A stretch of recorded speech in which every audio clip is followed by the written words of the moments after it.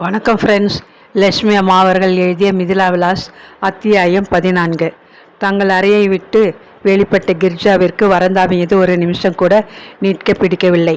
விவரிக்க சாத்தியப்படாத சஞ்சலத்திற்குள் ஆழ்ந்த அவள் மிதிலா விலாசத்தை விட்டு கண்காணாத பிரதேசம் ஒன்றிற்கு ஓடிவிட மாட்டோமா என்ற மனநிலையில் துடித்து கொண்டு வேகமாக கீழே இறங்கி சென்றாள். பங்களாவின் ஒவ்வொரு பாகத்தையும் சுற்றி பார்த்து பழக்கமடைந்திருந்த அவள் மனித சந்தடியற்ற தனிமையான ஒரு இடத்தை நாடி வேகமாக தோட்டத்தின் மறுகோடியை நோக்கி ஓடினாள். மிதிலா விலாச தோட்டத்தின் ஒரு புறத்தில் இருந்த கிணறு பல வருஷங்களாக உபயோகிக்கத்தில்லாததனால் மிகவும் சீர்கேடான நிலையில் இருந்தது. கிணற்று கைப்பிடி சுவர் மீது பூசியிருந்த சிமெண்ட் ஆங்காங்கே பெயர்ந்து கரடு முரடாக காட்சியளித்தது.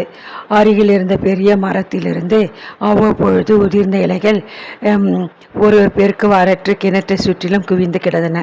கிணற்று மேடைக்கு அருகில் இருந்த துவைக்கும் கல்லின் மீது குவிந்து கிடந்த இலை சறுக்குகளை அப்புறப்படுத்திவிட்டு கிரிஜா அதன் மீது உட்கார்ந்தாள். ஆத்திரம், கோபம், துக்கம் என பல உணர்ச்சிகளால் குமரி கொண்டிருந்த அவள் உள்ளம் சிந்தனை செய்ய சக்தியற்று மிகவும் கலக்கமடைந்திருந்தது. எவ்வளவு நேரம் அந்த நிலையிலே அவள் இருந்தாலோ அவளுக்கே தெரியாது. சரக் சரக்கென்று இலை சரகுகள் பாதரட்சிகளின் அடியில் நொறுங்கும் சப்தம் கேட்பதை அறிந்து திடுகிட்டு திரும்பி பார்த்தாள். ஈஸ்வரன் அவளை தேடிக்கொண்டு அங்கு வந்து கொண்டிருந்தான். கிணற்று கைப்பிடி சுவரின் அருகில் வந்து நின்ற ஈஸ்வரன் சிறிது நேரம் மௌனமாக அவளையே பார்த்து கொண்டிருந்தான். பிறகு, கிரிஜா, ஒன்று உன்னை கேட்கிறேன். கட்டாயம் நீ உண்மையை சொல்லித்தான் ஆக வேண்டும்.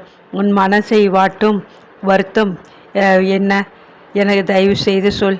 அதை என்னால் நிவர்த்திக்க கூடுமானால் வேண்டிய முயற்சி செய்வன் என்றான் ஆவலுடன். தனிமையை நாடி ஓடி வந்திருக்கும் தன்னை விடாது பின்பற்றி வந்து நிற்கும் ஈஸ்வரன் மீது அவளால் கோபித்து கொள்ள முடியவில்லை. பரிவு நிறைந்த அவனது பார்வை உள்ளத்து வேதனையை அதிகரிக்க செய்தது. எனக்கு மனக்கவலை ஒன்றும் இல்லை. நீங்கள் என்னை பற்றி வீணாக சிரமப்பட வேண்டாம் என்றால் தலையை குனிந்து கொண்டு. ஆனால் ஈஸ்வரன் அந்த பதிலை கேட்டு சமாதானமடையவில்லை. முல்லை அரும்புகளை நிகர்த்த பற்கள் மெல்ல தெரிய கன்னம் குழிய சிரிக்கும் கிரிஜாவின் முகம் சில நாட்களாக தனது சோபையை இழந்து வெளியடைந்து காணப்படுவதின் மர்மம் அவனால் சகிக்க முடியாததாக இருந்தது. உன் மனதை சொல்ல இஷ்டமில்லாத விஷயங்களை நான் நிர்பந்தித்து கேட்க மாட்டேன். சில நாட்களாக நீ ஒரு மாதிரியாக மாறி போயிருக்கிறாய். எவ்வளவுதான் நீ மறுத்தாலும் அது உண்மை என்பது உனக்கே தெரியும். எனக்கு தெரிய வேண்டிய விஷயம் இதுதான். நானோ அல்லது என் தாயாரோ மற்ற எவரோ உன் மனதை கஷ்டப்படுத்தும் வகையில் நடந்து கொண்டிருந்தால் என்று அவன் முடிப்பதற்குள் குறுக்கிட்ட கிரிஜா, நீங்களும் உங்கள் தாயாரும் இந்த பங்களாவில் இருக்கும் மற்ற யாவரும் விருந்தாளிகளான எங்களிடம் காட்டும் அன்பிற்கும் மரியாதைக்கும் நாங்கள் என்றும் கடமைப்பட்டவர்களாக இருக்க வேண்டும் என மனதிலே கொஞ்சம் கவலை ஏற்பட்டிருக்கிறது என்பது வாஸ்தவம். ஆனால் அது எங்கள் குடும்பத்தை பற்றிய விஷயமாகையினால் வெளியில் சொல்ல இஷ்டமில்லை. தயவு செய்து என்னை வற்புறுத்தி கேட்காதீர்கள் என்று கூறினாள். அதை முடிக்கும் முன் கிரிஜாவின் குரல் கம்மியது. கண்களில் லேசாக நீர் துளிர்த்தது. மௌனமாக அவளது முகத்தையே ஊன்றி கவனித்து கொண்டிருந்த ஈஸ்வரன் மனம் பச்சதாபத்தினால் பாகாய் கரைந்து, ஐயோ பாவம், கிரிஜாவின் உள்ளத்தை என்ன கஷ்டம் துன்புறுத்துகிறதோ என்று தனக்குள் எண்ணி மனமிறங்கிய அவன் அம்மாவும் மைதிலியும் மன்னியும் இன்று டவுனுக்கு யாரோ சிநேகிதர் வீட்டிற்கு போக போகிறார்கள். அவர்களை அங்கே விட்டுவிட்டு நான் நாளை விருந்தில் கச்சேரி செய்ய ஒரு பாடகியினை ஏற்பாடு செய்ய போக வேண்டும். உனக்கு டவுனில் ஏதாவது காரியம் இருந்தால் அவர்களுடன் வரலாம். அதை சொல்லத்தான் உன்னை தேடி பங்களா முழுவதும் அலைந்தேன் என்றான். எனக்கு டவுனில் தற்பொழுது ஒரு காரியமும் இல்லை. நான் வரவில்லை. நீங்கள் சென்று வாருங்கள் என்று பதிலளித்தாள் கிரிஜா. உன் மனம் சரியான நிலையில் இல்லை. உணர்ந்திருந்தும் நான் உன்னை நாளை இரவு விருந்தில் பாட சொன்னேனே, எத்தனை முட்டாள்தனம்! என்னை மன்னித்து விடு கிரிஜா என்று மனவெழுச்சியுடன் கூறிய ஈஸ்வரன் தயங்கியபடியே நின்றான். இதில் மன்னிப்பதற்கு என்ன இருக்கிறது என்று புன்முறுவலித்தாள் கிரிஜா. சரி, நாம் பங்களாவிற்கு போவோம். இந்த இடம் தனிமையாக உட்கார்ந்து சிந்திப்பதற்கு உகந்த இடமல்ல என்று ஈஸ்வரன் கூறிக்கொண்டே கிணற்றை எட்டி பார்த்தான். அங்கே ஊறிக்கொண்டிருந்த இலை சருகுகள் நிரம்பிய கிணற்று நீர் மிகவும் ஆழத்தில் இருந்ததனால் மிக கருமையாக அவன் கண்களுக்கு புலப்பட்டது. கிரிஜா, இந்த இடத்தில் உட்கார்ந்திருப்பது எனக்கு பிடிக்கவில்லை. தயவு செய்து பங்களாவிற்கு திரும்பி வா என்று அழைத்தான் அவன். சற்றென்று ஏற்பட்ட திகிலில் கிரிஜா வாய்விட்டு கலகலவென்று சிரித்தாள். என்னை துன்புறுத்தும் கஷ்டம் தற்கொலை செய்து கொள்ளும் அளவில் அத்தனை பெரிதல்ல, பயப்பட வேண்டாம் என்று பரிகாசமாக கூறிய அவள் தொடர்ந்தாற்போன்று, நான் அத்தகைய ஒரு பேதை பெண் அல்ல. என்னை காப்பாற்றி கொள்ள எனக்கே சக்தி உண்டு என்றால் மிடுக்காக. அப்படியா என்று கேட்டு ஈஸ்வரனின் பார்வை கிரிஜாவின் முகத்தை நாணத்தால் லேசாக சிவக்க செய்தது. அதற்கு மேல் அவனுடன் ஒன்றும் விவாதிக்காது எழுந்து பங்களாவை நோக்கி சென்றாள். வெளியே புறப்பட தயாராக இருந்த தர்மாம்பாள் தோட்டத்தில் நின்று திரும்பி வரும் இருவரையும் கண்டு ஆனந்தத்துடன், கிரிஜா, நாங்கள் டவுனுக்கு போக போகிறோம், வருகிறாயா என்று அழைத்தாள். கிரிஜா பதிலுக்கு முன் ஈஸ்வரன், அம்மா, கிரிஜாவுக்கு இன்றைக்கு வீட்டிலே அதிக வேலைகள் இருக்கின்றனவாம், அவள் வரவில்லையாம், நாம் மட்டும் போவோம், எனக்கு ஆஃபீஸிற்கு புறப்பட நாழியாகிவிட்டது என்றான். தர்மாம்பாலும் மைதிலியும் வெளியே செல்லும் வரை பங்களா வாசலில் நின்று வேடிக்கை பார்த்து கொண்டிருந்துவிட்டு மெல்ல தங்கள் அறையை நோக்கி நடந்த கிரிஜா கதவை திறந்து கொண்டு உள்ளே சென்றாள். அவள் அங்கே கண்ட காட்சி அவளை திகைக்க வைத்தது. கோமதி அம்மாள் படுக்கையில் தலையை நின்று கால் வரை போர்த்தி கொண்டு படுத்திருந்தாள். என்னம்மா உடம்புக்கு என்று கவலையுடன் வினவிய கிரிஜா படுக்கையை விட்டு எழுந்து உட்கார்ந்த தாயின் முகத்தை பார்த்ததும், என்னம்மா, அழுது கொண்டிருந்தாயா என்ன என்ற ஆச்சரியத்துடன் கேட்டாள்.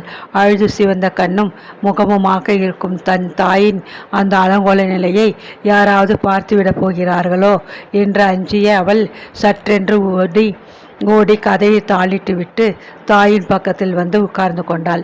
என்னத்திற்குமா இப்படி அழுது மனதை அலட்டி கொள்கிறாய்? நீ எதற்காக வருத்தப்படுகிறாய் என்பது எனக்கு விளங்குகிறது. யோசித்து பார், உனக்கே நான் சொல்வது எவ்வளவு உண்மை என்பது புரியும் என்றால் வாஞ்சை மிக்கவளாக. யோசித்து நன்றாக பார்த்துதான் வருத்தப்படுகிறேன். உன் அபிப்பிராயத்தை தர்மாம்பாளிடம் எப்படி சொல்கிறது என்று நினைக்கும் பொழுதே எனக்கு திகிலாக இருக்கிறது. உன்னை சொல்லி குற்றமில்லை, என் தளபதி அப்படி செய்கிறது என்றாள் திணறியபடி கோமதி அம்மாள். மீண்டும் அடைத்திருந்தாற் போல கண்ணீர் துளிகள் அவளது கன்னங்கள் மீது வருஷிக்க ஆரம்பித்தன. அம்மா, நீ வீணாக உன் மனதை புண்படுத்தி கொள்கிறாய். தர்மாம்பாளுக்கு தான் தெரியட்டுமே, பணத்திற்கும் அந்தஸ்திற்கும் நாம் மயங்கி சரணாகதி அடைந்து விடவில்லை என மிகவும் மிடுக்காக கூறினாள் மகள். பணம் பணம் என்று அதை துச்சமாக பேசினால் மட்டும் சரியாகிவிடுமா கிரிஜா? அது இல்லாமல் நாம் பட்ட கஷ்டங்களை யோசித்து பார். இந்த 32 வருஷ தாம்பத்திய வாழ்க்கையில் நான் கண்ட சுகம் என்ன? ஐயோ, இன்றைய செலவுக்கும் பணத்திற்கும் எங்கே போவோம், என்ன செய்வது என்றெல்லாம் கதி கலங்கி இல்லாமையிலேயே காலத்தை தள்ளிவிட்டேன். இந்த இல்லாமை கொடுமை என் ஜென்மத்துடன் ஒழியட்டும், என் குழந்தைக்கு வேண்டாம் என்றுதான் நான் நினைத்தேன் என்று கூறிவிட்டு பேச முடியாது விம்மி அழுதாள் கோமதி அம்மாள். தாயின் எல்லையற்ற சோகத்தை கண்டு துயருற்ற கிரிஜா, அம்மா, கடந்து போனதையெல்லாம் நினைத்து கொண்டு வருத்தப்படாதே என்றால் சமாதானப்படுத்தும் தோரணையில். இன்று காலையில் என்னை தேடிக் கொண்டிருக்கிறாயா என்று கேட்டாயே, என்னுடைய கெம்பு அட்டிகை ஒன்று இருந்தது, ஞாபகம் இருக்கிறதா என்று விக்கி கொண்டு கேட்டாள் தாயார். ஆமாம், அதற்கு என்ன வந்துவிட்டது? காணாமல் போய்விட்டதா என்ன என்று வியப்புடன் நினைனாள் கிரிஜா. காணாமல் போகவில்லை. இங்கே ஊருக்கு வரும்பொழுது அந்த கெம்பு அட்டிகையின் கற்களை பெயர்த்து கொண்டு தங்கத்தை விற்றுவிட்டு வந்திருந்தேன் என்றால் துக்கத்துடன் கோமதி. என்னம்மா, அட்டிகையை வீணாக சீனா பின்னப்படுத்தி விட்டாய் என்று அன்புடன் கடிந்து கொண்டாள் பெண். இங்கே ஊருக்கு வருவதற்கு பணத்திற்கு எங்கே போகுது? உங்கள் அப்பா சமாச்சாரம் உனக்கு தெரியாதா என்ன? வரன் தேடி பார்க்க யோசனை இல்லாவிட்டாலும் 4 இடங்களுக்கும் போய் பார்க்க என்னிடம் கொஞ்சம் செலவுக்கு பணம் கொடுக்க அவருக்கு மனம் இல்லை. அந்த அட்டிகையை விற்கணும் என்று அவர் 4-5 தடவை முயற்சித்து கொண்டிருந்தார். விற்றால் பணத்தை கரியாக்கி விடுவாரேன்னு நான் அவரோடு சண்டை போட்டு இத்தனை நாளும் காப்பாற்றி வைத்திருந்தேன். இங்கே நாம் இருவரும் வரும்பொழுது கை செலவிற்கு பணம் வேண்டியிருந்தது. மேலும் உனக்கு உடுத்தி கொள்ள நல்ல புடவைகள் ஒன்றும் சரியாக இல்லை. அந்த பணத்தை கொண்டுதான் துணிமணி கொஞ்சம் வாங்கினேன் என்றால் கண்ணீரை துடைத்து கொண்டு. அம்மா, என்னிடம் சொல்லாமல் நீ விட்டது பிசுக்கு.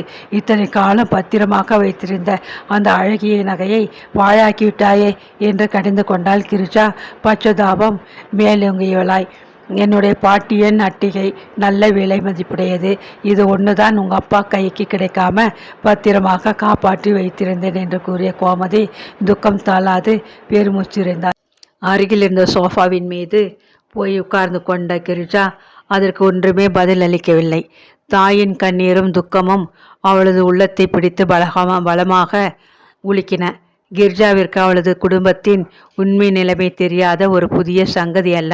இல்லாமையும் வறுமையும் அழிந்து நின்ற அவர்களது குடும்பத்தின் நிலையை அவள் உள்ளூர வெறுத்தாள். கோமதி அம்மாள் கூறிய யாவும் உண்மையே.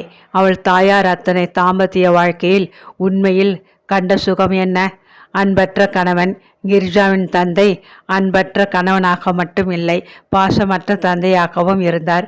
தனது குடும்பத்தின் உண்மையான நிலையை எண்ணி பார்த்த கிரிஜாவின் கண்கள் கலங்கின. துக்கத்தினால் உள்ளம் குமுறியது. பச்சிளம் குழந்தை பிராயத்தில் விஷயங்களை புரிந்து கொள்ள முடியாத அந்த சிறு வயதில் கிரிஜா ஒன்று மட்டும் அறிந்து கொண்டிருந்தாள். தந்தை குடும்பத்தில் சிறிதும் பாசமற்றவர். தாயார் அவரிடம் துன்பப்படுகிறாள் என்பதை மட்டும் அவளது குழந்தை உள்ளம் புரிந்து கொண்டிருந்தது. அதனால் சின்னஞ்சிறு வயதிலிருந்தே கிரிஜாவிற்கு தாயின் மீது அலாதியானதொரு பிரியம் உண்டு. தன் பொருட்டு அன்பில்லாத கணவன், பொறுப்பற்ற பிள்ளை, இல்லாமை, இத்தனையும் சகித்து கொண்டு வாழ்க்கையை நடத்தி வருகிறாள் அவள் என்பதை நன்றாக கிரிஜா அறிவாள். ஆகையினால் அன்று அந்த தாயின் கண்களிலிருந்து வழிந்த கண்ணீர் அவள் மனதை மிகவும் கலக்கிவிட்டதில் ஆச்சரியமே இல்லை. பலவாறு சிந்தித்து பரிதாபமடைந்து கண்ணீர் வடித்த கிரிஜா சட்டென சோபாவினின்று எழுந்து படுக்கை மீது வந்து உட்கார்ந்து கொண்டாள். அம்மா, நீ வீணாக துன்பப்படாதே. நான் அசட்டுத்தனமாக ஏதோ சொல்லிவிட்டேன். நான் ஈஸ்வரனை கல்யாணம் செய்து கொள்கிறேன் என்று திடமான குரலில் கூறினாள். மகளின் மனமாற்றம் கோமதி அம்மாளுக்கு சிறிது ஆச்சரியத்தை கொடுத்தாலும் மிக்க சந்தோஷத்தையும் கொடுத்ததனால் அவள் கண்ணீரை துடைத்து கொண்டு வெற்றியுடன் எழுந்து உட்கார்ந்தாள். தாயாருக்கு கொடுத்த வாக்கை நிறைவேற்றும் முயற்சிகளை தானே இனி எடுத்துக்கொள்ள வேண்டும் என்று உணர்ந்த கிரிஜா ஈஸ்வரனின் வருகையை ஆவலுடன் எதிர்பார்த்து கொண்டு அன்று சாயங்காலம் மாடி ஹாலில் உட்கார்ந்திருந்தாள். அஸ்திமிக்கும் சமயம் வீடு திரும்பிய ஈஸ்வரன் நேரே தனது அறைக்குள் சென்றான். ஆஃபீஸ் சென்று வந்த ஆடைகளை மாற்றிக்கொண்டு அவன் கிரிஜா எதிர்பார்த்தது போல மாடி ஹாலுக்குள் வராமல் தோட்டத்திற்குள் முல்லை கொடிகள் அடர்த்தியாக படர்ந்திருந்த ஒரு மூலையை நோக்கி போய்க் கொண்டிருந்தான். கொடிகளுக்கு அப்பால் சென்று அவன் உருவம் அறையும் வரை பார்த்து கொண்டு நின்ற கிரிஜாவிற்கு மேலே என்ன செய்வது என்று யோசனை தோன்றவில்லை. குழம்பிய மனத்துடன் ஜன்னல் மீது சாய்ந்து யோசித்து கொண்டிருந்தாள். வெகு நேரத்திற்கு பின் தன் உணர்வு பெற்று அவள் திரும்பி பார்த்த பொழுது வானத்திலே எழும்பி கொண்டிருந்த வளர்பிறை சந்திரனின் தன்னொளி மென்மையாக ஜன்னல் வழியே வீசி கொண்டிருப்பதை கண்டாள். அஸ்திமித்த அவ்வளவு நேரமாகியும் மைதிலியும் தர்மாம்பாலும் டவுனிலிருந்து திரும்பி வரவில்லை. ஆதலால் மிதிலா விலாசமே சந்ததியற்றிருந்தது போல அவளுக்கு தோன்றியது. மனதிலே சட்டென ஒரு யோசனை தோன்றவே மாடிப்படிகள் மீது பூனை போல் மெல்ல நடந்து சென்று பங்களா வாயிலை அடைந்தாள்.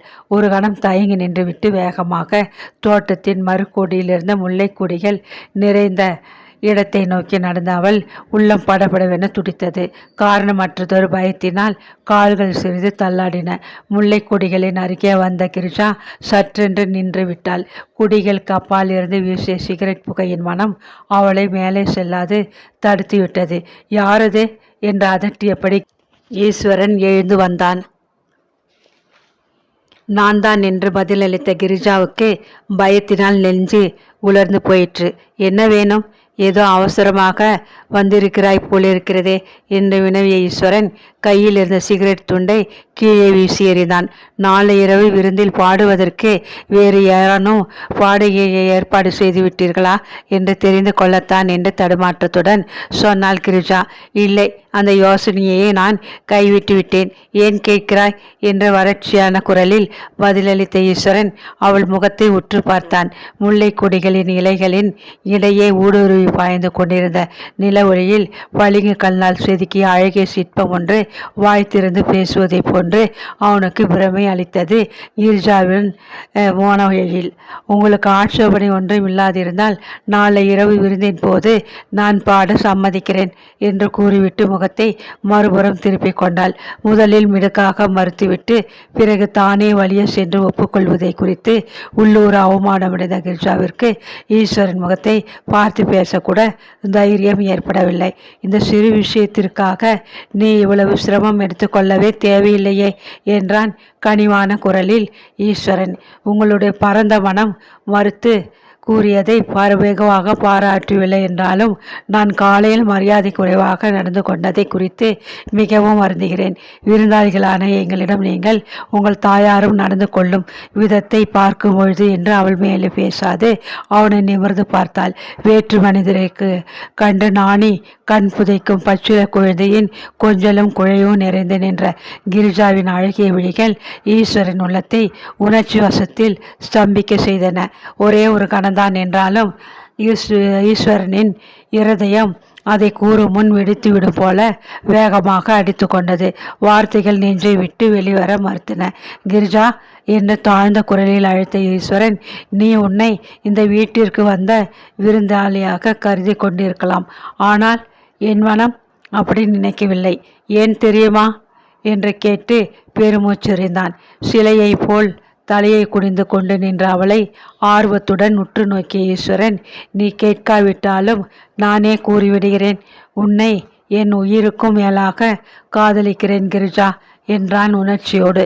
சரசரவென்று யாரோ நடந்து செல்லும் காலடி வாசை கேட்டு இருவரும் ஏக காலத்தில் திடுக்கிட்டு திரும்பி பார்த்தனர். ஓட்டமும் நடையுமாக பங்களாவை நோக்கி போய்க் கொண்டிருந்த அந்த உருவத்தை கண்டு ஈஸ்வரன், யாரது, தேவகியா என்று அதட்டி கூப்பிட்டான். தேவகி நிற்கவில்லை. வேட்டை நாயை கண்டு பயந்து ஓடும் ஆணை போல் ஒரே ஓட்டமாக ஓடினாள் பங்களாவை நோக்கி. இரவு சாப்பாட்டிற்காக ரொட்டிக்கு மாவு பிசைந்து கொண்டிருந்த சியாமலா ஒரேடியாக திகைத்து போய்விட்டாள். சமையலுறைக்குள் ஓடி வந்த தேவகி விக்கி விக்கி அழுது கொண்டு மன்னி என்று அவள் கழுத்தை கட்டி கொண்டு விட்டாள்.